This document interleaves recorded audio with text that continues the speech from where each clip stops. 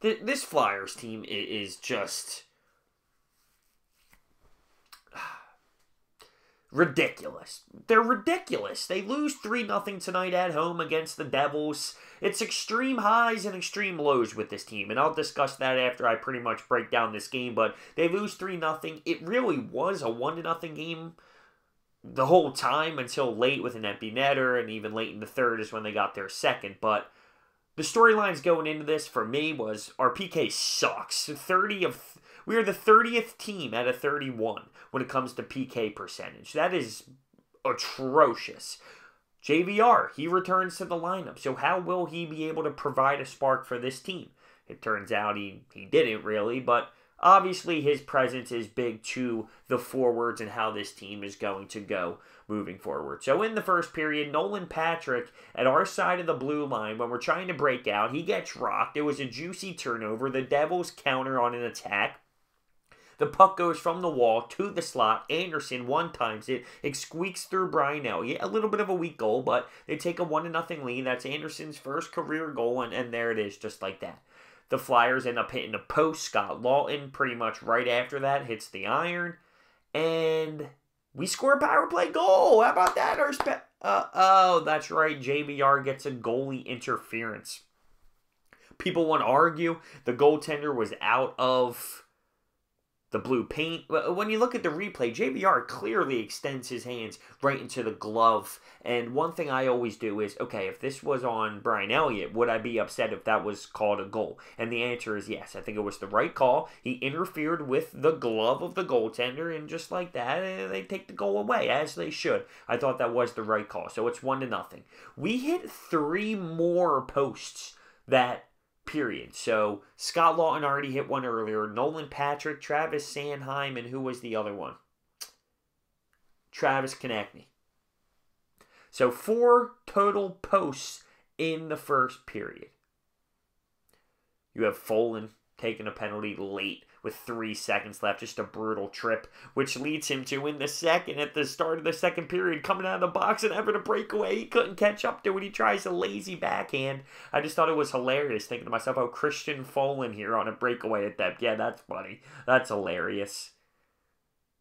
But the second period just filled with a lot of up and down speed. Both teams moving the puck, entering the zone, having quality pucks on net, but no one else could score.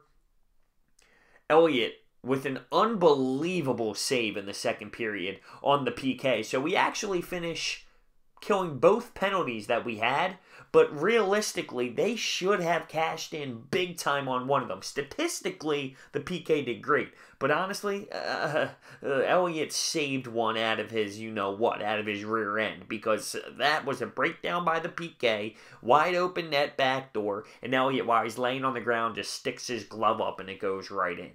So statistically, the PK was 2 for 2, 100%, but no, it's a little bit skewed. So the third period comes out. We end up hitting another post. Lindblom does. That's 2 games in a row now he cranks the iron. 5 total posts for this Flyers team. And Elliott gets injured late in the third.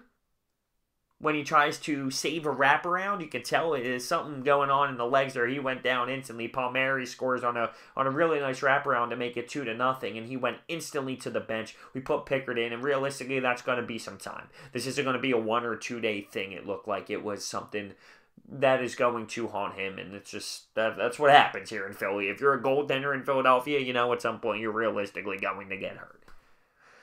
So when it's 2-0, Wayne Simmons gets a lucky pass from the Devils netminder as he tries to sauce the puck from behind the net. He whiffs on it. Wide open net for Wayne Simmons. All right, let's cash in and make it 2-1 and see what we can make happen. Wayne Simmons misses. Lovejoy gets a stick on it.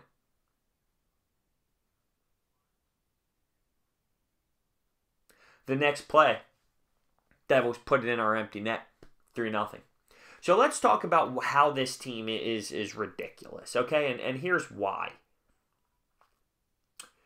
We start out terribly. What, 3-7? Horrendous. We go on the road. 5-1. We snag a lot of points. That's great. We come home. We're losing hockey games. It is to define the Flyers, mediocre. We are mediocre. But it's not like we're just a standard mediocre. It's not a win-loss, win-loss, win-2, lose-2.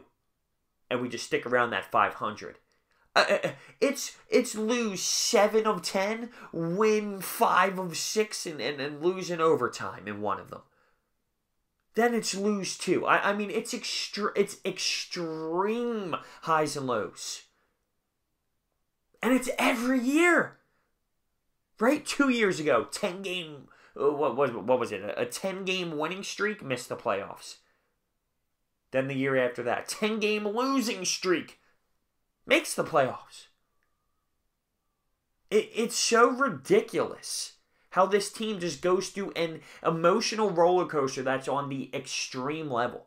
Like, to lose 7 of your first 10, and then to go 5-0-1 in your next 6, and now we're losing 2 in a row, and who knows where it continues with the Tampa Bay squad that's coming in, but they have a netminder hurt. Arguably the best netminder in the NHL. But it's so ridiculous. It really is. This team just screams 500 hockey, but their roster's too talented to do that. But at the same token, we never have a healthy goaltender, so what can a hockey team do without one? And I feel bad for Brian Elliott. He's been playing solid when he's been healthy this season. He's been playing good enough to win us hockey games. But the injury bug gets us. And how far can Cal Pickard really take us? And what's our backup situation? What's the Alex Lyon thing? I'm not going Carter Hart. He's not ready yet. That's not the answer yet. But we lose 3-0 tonight to the Devils. They look better than us. And one of the things they mentioned after the game, and I agree completely, is when you're in a battle on the boards, the third man in, which was normally a Devil, came out with the puck. And we did a poor job of supporting today. Don't give me the we hit 5 post. I'm not buying it. I don't think we played good enough anyway. Of course, that didn't help, but we didn't play good enough anyway. We weren't supporting the puck. Oh, our power play, 0 for 4. Special teams. Special teams with this hockey squad is so bad. So yes, like I said, 2 for 2 on the PK. We should have been 1 for 2. Elliott just robbed them. And 0 for 4 on the power play. Special teams wins you hockey games, fellas. This team is mediocre. And we're going to go through the highs and lows. It's just what it is. Let me know your thoughts down below. I'll see you next time.